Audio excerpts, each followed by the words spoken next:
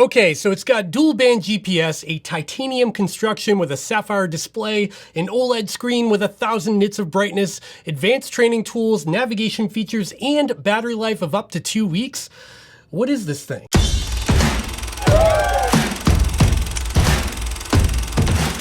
Welcome back, I'm Dave from Chase to Summit, and today we're going to be taking a first look or an initial review at the brand new Amazfit Falcon. So if you're unaware of who Amazfit is, well, first of all, they're not related to Amazon at all. They're their own company. Amazfit's been around for a while, and on this channel I've reviewed a bunch of their watches, from the Amazfit BIP to the BIP 2 and the BIP 3, which are all very inexpensive devices, all the way up to the T-Rex Pro and the T-Rex 2, which are a little bit more expensive but pretty affordable and offer a lot of features. And Amazfit as a whole has made their name as sort of a budget alternative to more expensive watches like an Apple Watch or a Garmin, for instance, by making really impressive products for like under 200 bucks.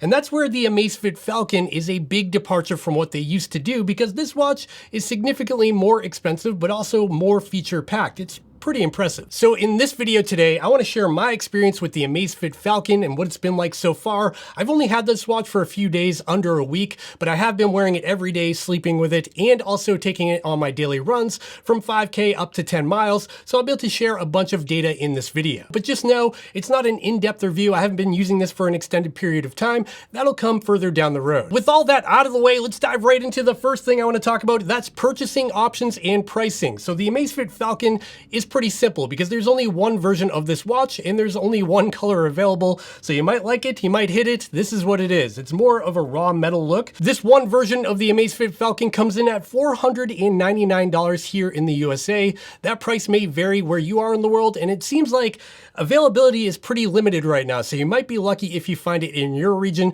Let me know in the comments down below what it costs where you live. I'd be interested to hear. Moving right along, let's talk about size and weight. The Amazfit Falcon comes in at a 49mm diameter. That includes the buttons, and it's about 13 millimeters thick. And the Amazfit Falcon comes in at 64 grams without the included band, which is very similar to something like the Apple Watch Ultra in terms of weight. Now for a quick size comparison, I've got a whole bunch of different watches on the table here to compare. All the way on the left here, we have the 45mm Apple Watch Series 7 or Series 8. They were about the same size. To the right of that, we have the Amazfit GTR 4. To the right of that, we have the Garmin Epix Gen 2 47mm form factor. And you can see that the Epix Gen 2 and the Amazfit Falcon are nearly the same size. To the right of that, we have the Apple Watch Ultra at its 49mm case size. And all the way on the end here, we have the biggest watch of the bunch, which is the Garmin Fenix 7X, coming in at 51mm in diameter. And this is what the Amazfit Falcon looks like on my 165mm circumference wrist. You can see that it's not too bulky or in the way, but it is a larger watch, so just keep that in mind. Now for a quick hardware overview, I just want to show you the exterior of the watch and all of the features that I've noticed so far. So around to the front of the bezel here, we've got some exposed screws which give it kind of a rugged look, and it does have like a raw machined finish to it that's kind of matte. And I generally like the look of this bezel a lot. It's really nice looking. And if I flip the watch on its side, there's something really unique about the Amazfit Falcon in that it's a unibody construction. So as you can see, the back of the watch is all one big piece of metal, and that wraps all the way around the watch and connects right to the bezel. So there's only one piece of material in the back here. Now if we compare the design of the Amazfit Falcon on the left here to the Garmin Epix Gen 2 on the right here, you can see that Garmin takes a different approach. There's a back plate that's made out of titanium, and then there's a piece of plastic that's kind of sandwiched in the middle here. And then there's a metal bezel on top of that, where the Amazfit Falcon is all one piece of metal and then the metal bezel on top. And in between there is what looks to be a little tiny thin piece of plastic, and I'm assuming that's there for the GPS antenna, because a metal case around a GPS antenna is typically not a great way to get a GPS fix. Flipping the watch over, you're going to notice a couple of things. There is an embedded optical heart rate sensor in the back of the watch that does support SpO2 or blood oxygen saturation levels. Also, below that, there's a new charging port for the Amazfit devices. Previously on Amazfit devices, they all had the same charger. You can see on this GTR 4 I have here, there was 2 pins on the top and bottom, and a magnetic cradle charger would just kind of pop on the back and charge the watch. So it was all the same, which was great because you could jump on Amazon and buy a replacement or a 2-pack back if you wanted to have some laying around the house. Now, on this new Amazfit Falcon, they've changed the design. It's now a pogo pin style charger, as you can see here, and it's very similar to the Garmin style of charging. This is the Garmin Epix Gen 2 on the right here. So you can see here, to charge the watch, I simply just plug in the cable like that, and it kind of clicks into place. It's a very secure fit, and it doesn't pop out very easily. So I think it's a nice design, but I do wish they stuck with the same design as the older Amazfit watches. That would just make finding replacement chargers a lot easier. Another thing you might notice on the back of the Amazfit Falcon is this new band that's included in the box. So these are very similar, again, to a Garmin Quick Fit band with the little latch mechanism here. You can see on the Garmin, I can put my thumb in there and pop the band off and put it back on very easily. And now on the Amazfit Falcon, it's a very similar mechanism. I can pop that down, pull it off, and pop it back on as well. In terms of comfort on the included band in the box, it's a really comfortable silicone band, and it's very stretchy, as you can see here. One thing I have noticed is it might be a little bit too stretchy. It almost has too much give where you can't get a super secure fit. I do find myself moving up a couple of notches in terms of adjustability to get it tight on my wrist. Moving right along, let's talk about durability and build quality, because that's a big area where this watch shines. In terms of water resistance, you're looking at 20 atmospheres of water resistance, or up to 200 meters in depth. That's pretty impressive and way above the industry standard right now of 100 meters like on this Garmin Epix Gen 2. The Amazfit Falcon also has an extended operating temperature range of -40°C, which is crazy cold, all the way up to 70°C, which is crazy hot. And they've also got a whole bunch of testing on their website for this watch, like 240 hours in humidity or 96 hours in salt spray, and it's ice and freeze tested and all kinds of shock resistance testing. Just know that this watch is built to be pretty tough. It's built like a tank, and it feels that way in my hands. Moving right along to the display on the Amazfit Falcon, it's a really nice display. This is a 1.28-inch OLED touch-enabled display with 416 by 416 resolution, and it gets up to 1,000 nits of brightness, which is just about the same exact specs as the Garmin Epix Gen 2. You can see here side by side, these two displays are very nice. They're very easy to look at on the eyes, and I enjoy using both of these quite a bit. In terms of visibility with this display, I have zero issues using it out in direct sunlight on a run. I can read how far I've run and the duration of time very easily at a glance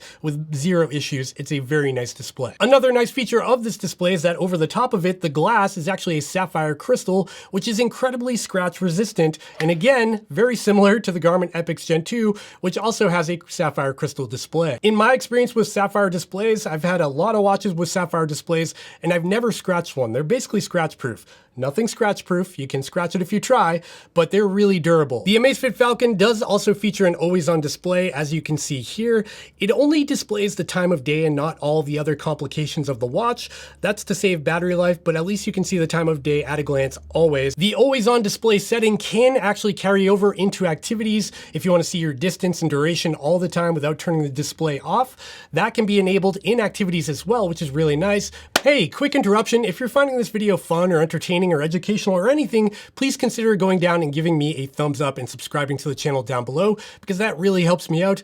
Also, if you're planning on picking up an Amazfit Falcon or any of the other watches I showed off in this video, check out the links in the description down below, because they do help support this channel and they cost nothing extra to you. So use them. Okay, back to the video. When it comes to the user interface and how you interact with the Amazfit Falcon, like I said before, this is a fully touch-enabled display, so you can simply swipe around as if this were like an Apple Watch. However, if you don't want to use that touchscreen on the Amazfit Falcon, there's also additional 4 buttons on the outside of the watch, and these are super handy. So on the left side of the watch, you've got an up and down button, and you can use these to scroll between the various tiles of the watch to get all the information you need. And then on the right side, you've got a dedicated select button on the top here. This will also start your activity. And below that, you've got a dedicated back button. The great thing about this button arrangement with the 4 buttons around the watch is that you can get around the entire user interface of the Amazfit Falcon without having to use the touchscreen, which is a big lifesaver if you've got wet hands or it's raining or you're in the water or something. You can use the buttons to do just about everything on the watch. Minor frustration about the buttons and touchscreen on the Amazfit Falcon is that you can lock this out. So if I go into the settings here, I can click the lock screen, and that'll lock out the display of the watch so I don't accidentally touch things, or when I'm in the water, it doesn't do something I don't want it to do. However, when you lock out the screen on the Falcon, it also locks the buttons, which is kind of unfortunate. I wish I had a way to lock out the touchscreen but keep the buttons active, so if I'm out on a run and I don't want to use the touchscreen at all, I could still scroll around the settings. But as you can see here, that touchscreen lock locks the entire device, which is kind of a bummer. In terms of the user interface on the Amazfit Falcon, it's just like the Amazfit GTR 4 or the Amazfit T-Rex 2. They're all kind of the same, and they have a similar user interface and software. So from the watch face here, I can swipe down from the top to get into my quick selection menu. Now swiping up from the bottom of the display brings us through all of the different tiles of the watch to give me all of my activity information. Swiping to the left from the watch face brings me into my phone's notifications. As you can see here, I've got a bunch of Instagram notifications being shown. And swiping to the right brings you into the sort of app drawer where all of your apps and widgets are located. The buttons on the outside of the watch can also act as shortcuts. So if I want to go directly into a workout to start a run, I can click this top right button here. That brings me into the workout menu.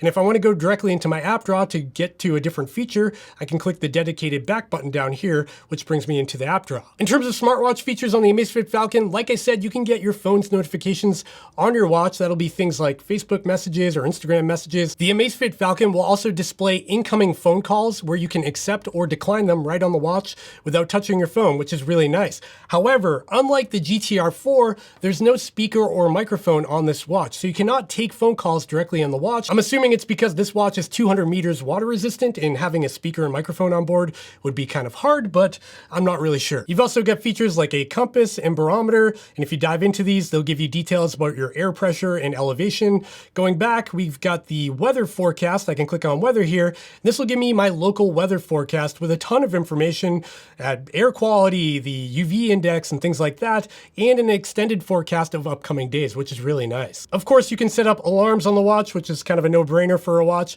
And below that, we do have a built-in calendar. Now, unfortunately, the calendar, as far as I know, does not tie into Google Calendar or Apple Calendar. The Amazfit Falcon also has 32 gigabytes of internal music storage. I can dive into the music app here.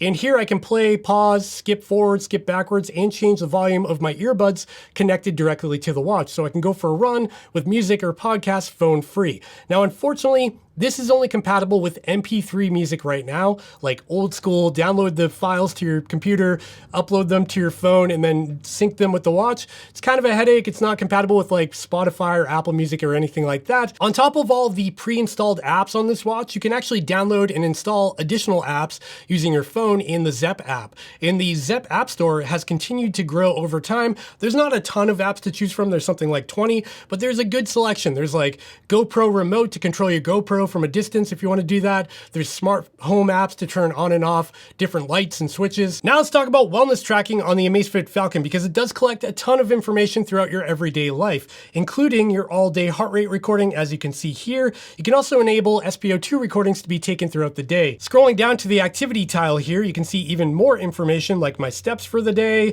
my fat burn time for the day, my standing time today, and a summary of all of my metrics throughout the day. The Amazfit Falcon also records your sleep every day, and you can see here it's got a widget for that where you can view this information right on your watch. And here it shows my total sleep duration along with my advanced sleep stages like my awake time, my REM sleep, my light sleep, and my deep sleep. In terms of accuracy of the sleep metrics on the Amazfit Falcon, I'm not a scientist, so I'm not going to dive way into this. However, I can say that these numbers are comparable to what I'm seeing on my Garmin devices as well. They don't line up exactly, but they are close within a few minutes. All this wellness information is synced over to the Zepp app on your phone, where you can view it in even more detail. I'm not going to go through the Zepp app in its entirety because there's a lot to go through there. If you want to learn more about that app, check out my other Amazfit videos that I'll link up here, where I dive more deeply into that. The Amazfit Falcon also has a whole host of training tools to help optimize your training. It's got a 7-day training load, which will try to let you know if you're doing too much or too little in terms of training.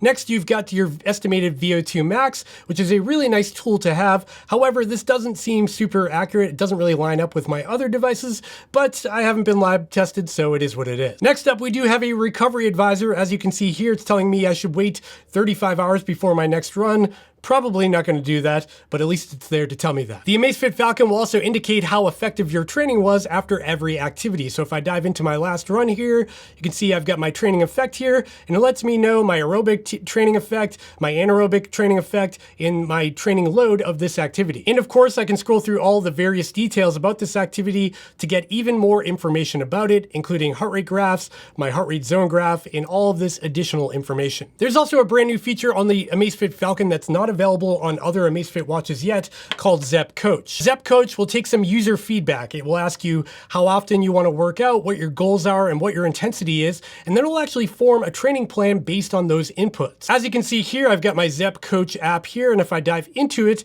it says today's plan is a moderate intensity run. I want to stay around 140 beats per minute for 53 minutes. And if I click on this button here, it'll bring me into what exercise I want to do. So I can click on outdoor running, and now I can go off and execute that workout. I haven't fully tested out Zepp Coach yet because I haven't had the watch for very long, but it does seem interesting, and I'll report to you down the road how effective it is. Now let's talk about activity tracking, actually going out on a run or a ride with the Amazfit Falcon. Well, this watch has a ton of activity profiles, like way too much for me to list here. There's more than 150 activity profiles on this watch, everything from running and cycling and walking and things like that, to more niche activities like pickleball and shuttlecock kicking, whatever that is, including triathlon and multisport mode, which is pretty interesting. Each one of these activity profiles are fully customizable. I can dive in here and I can say that I want to swap out this top data field for something else, and I can have up to 6 data fields on one page. Another nice feature on the Amazfit Falcon as compared to other Amazfit devices is that this watch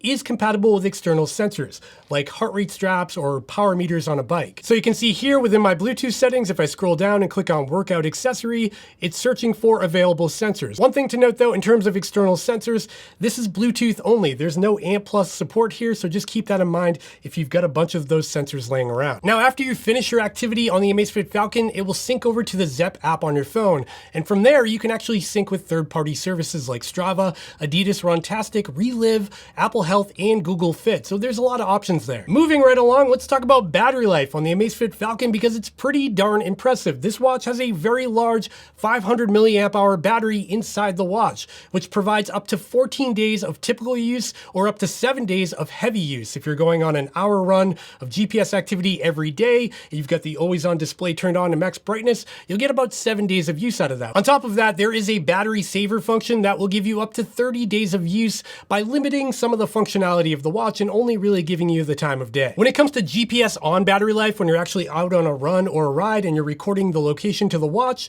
that's where things get pretty interesting because this watch has multi-band GPS built in. If you don't know what multi-band GPS is, it's basically the gold standard, and it's coming out on a bunch of watches now. We're seeing it on the Apple Watch Ultra, we're seeing it on the Garmin Fenix 7X, and a whole bunch of different watches. It provides really accurate GPS performance, but it does take a hit on battery life. Now, in this highest accuracy setting with multi-band GPS turned on, you'll get up to 21 hours of GPS recording on the Amazfit Falcon. If you need more battery life, you can dial back to balanced mode, which reverts back to a more traditional single band GPS mode, and that'll give you up to 38 hours of use. And finally, if you need the most battery life possible, you can drop into a power saver mode in the GPS settings that will give you up to 50 hours of use with a single band in GPS only mode. Speaking of GPS, let's talk about GPS accuracy for a second on the Amazfit Falcon. Like I said, this watch does have multi-band GPS mode, and in my testing so far, I'm seeing really good results using that highest accuracy setting.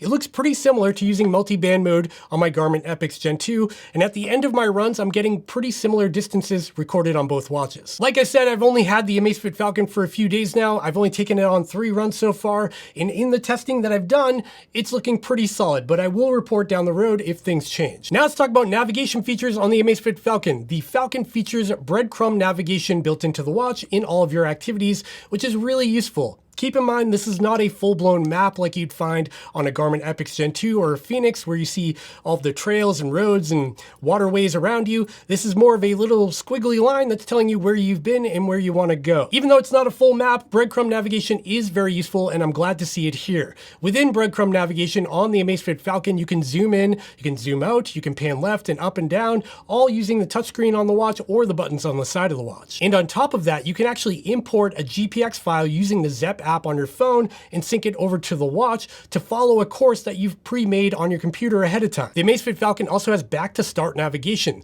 that will allow you to retrace your steps to get you back to the beginning of your activity if you end up getting lost. Now that we've talked about navigation, I want to move right along into the heart rate sensor on the back of the watch. So I've taken the Amazfit Falcon out on a bunch of different runs while also wearing the Garmin Epix Gen 2 and an ECG heart rate sensor on my chest, which gives me the best accuracy and a baseline for comparison. Falcon. So in my testing so far, I've been getting mixed results with the Amazfit Falcon. In some situation, it trends very similarly to the ECG sensor and the Epix Gen 2, but in other situations, it kind of falls off a cliff and is nowhere remotely close to these other sensors. It is important to note that this is a larger and heavier watch than usual, so to get a good heart rate reading, you gotta make sure you have this thing strapped down really tight on your wrist. And in my testing, I had this thing strapped down super tight to make sure I'm getting a good reading, and even in those situations, I'm not getting the best accuracy. But like I said, on some runs it looks pretty good, and some runs it's pretty bad. Right now, I'm getting mixed results, and my results are inconclusive.